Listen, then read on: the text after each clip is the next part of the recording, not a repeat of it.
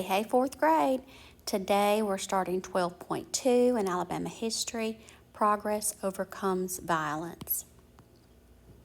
Objectives: you will recognize important persons of the civil rights movement, including Martin Luther King, George Wallace, Rosa Parks, Fred Shuttlesworth, John Lewis, Malcolm X, Thurgood Marshall, Hugo Black, and Ralph David Abernathy.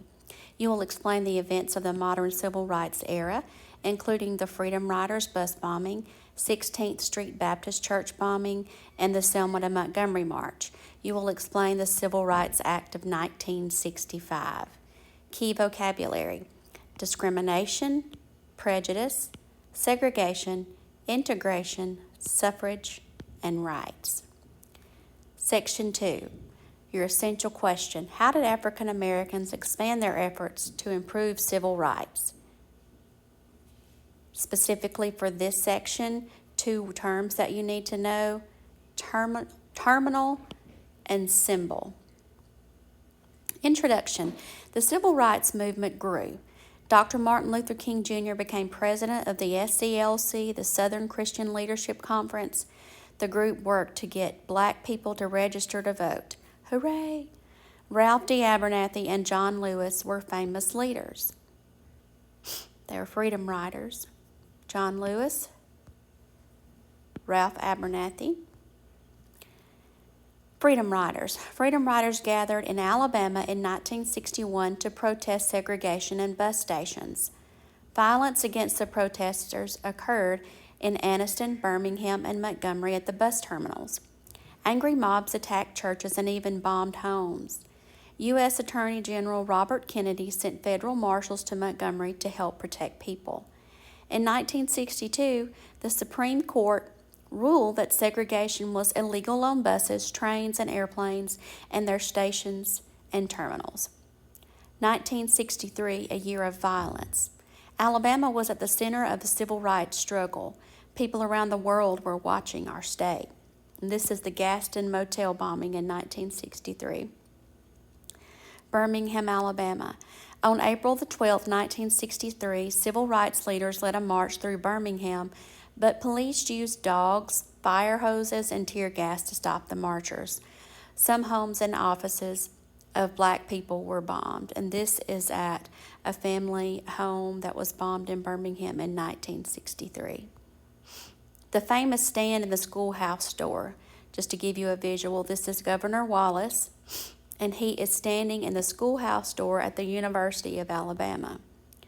In 1963, Governor George Wallace made a speech about states' rights. He did not want two black students to attend the University of Alabama, Vivian Malone and James Hood. He stood in the door of one of the buildings to show that he wanted to stop integration. However, with the deputy U.S. Attorney General and U.S. Marshals to help, the students enrolled. Malone was the first black student to graduate from the University of Alabama in 1965. Again, here's Governor Wallace. These are the marshals, and he's saying, hey, we want segregation to keep going. We don't want integration. And so this is James Hood and Vivian Malone, and she graduated from the University of Alabama in 1965. But it took this force to help get her there. Well, it wasn't really force. Looks like it was peaceful. But still, there were harsh feelings there. Racism, discrimination. And this is Vivian Malone as she's entering the University of Alabama to get her degree. Violence in Birmingham. Violence increased in Birmingham with the death of 4 schoolgirls when their church was bombed and a boy shot while riding his bike. The event shocked everyone, and more whites began to work to end segregation.